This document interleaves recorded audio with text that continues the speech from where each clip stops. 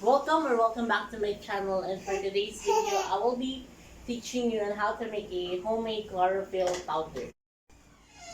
Now guys, these are the materials or ingredients that we need to use in order to make a homemade chlorophyll powder. So the most important one is this malunggay, and as you can see, ako na siyang na-pick. And also we need a bowl, a water, a clean cloth. We also need this para di rin natin siya i-boil. And we also need a blender. Now, if you don't have any blender, you can use a mortar and pestle, or you can even chop finely the malunggay or the alagbati leaves to make a puree and to make a puree.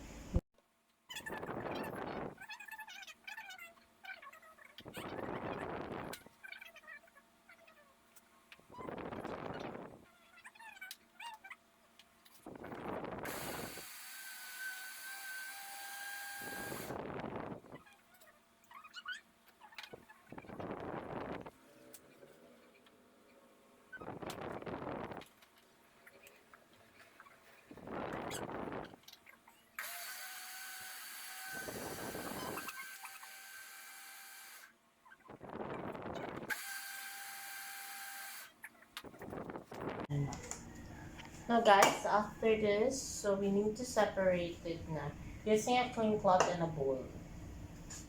Ano, yak lang ang bako na. Tapos, yung bako. Tapos, sagad na yung bako. I hope it's not a fail. Because I did not read the instruction pa naman talaga.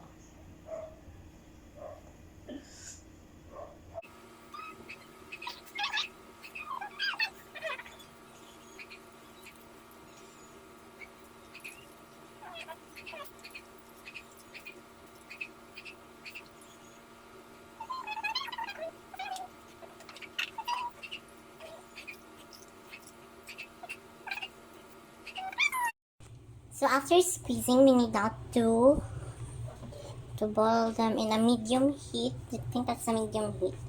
And the curdles will appear. This is for most likely 1 to 2 minutes. And yeah. Sticky pa na siya. I think this process is also looks like the process on how you make a butter. I did not make any butter, but here nakikita ko sa mga dito. Naman ko na Okay guys, this is the update, and most likely malapit na to. I can see now the chlorophyll. Yeah, that's again monthly skirts. I think okay na to. Okay. So cute and so good. The next step guys is make this chili curdles na. So yan. Our helper will be helping us na yung video. Wala akong video kasi ngayon. Because my daughter is not here. Wait, so. Wait, siya niya. Kasi ito. Yeah. Napati. So. Here it is. Here. Okay. Now I need to remove the excess water for this one. So, being click na dito. Oh my god. So yun guys, I have to extract this excess water. And then, hanapin ako siya sa cold water. Ay, naka, what the hell did I have done? This is cold water. Yeah. I don't know. Kinakabahan ako. I don't think that this would make one, but yeah. Yeah, guys, I need to back try this. So yeah. I purchased a paper on here. This is so thank you. Wala may tissue, but if not may tissue, mas better.